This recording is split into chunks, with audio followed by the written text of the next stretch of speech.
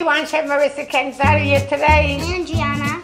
Today we're going to be preparing Peperoni Arrostiti, which is roasted peppers. This recipe will be in my cookbook, The Next Generation. Let's get started. These are the ingredients that we need.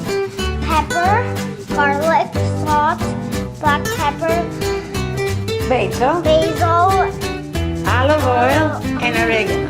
Have my grill all ready to go. It's about 475 right now. The hotter the better. I have this on the grill for about 10 minutes. As you can see, they're halfway through. They're perfectly charred. I'm going to take them and place them in this brown bag.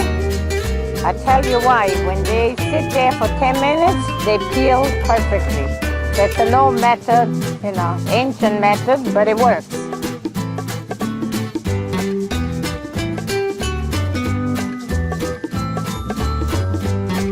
This is our final product. Thank you for watching. Stay tuned for my next recipe and bon appetit.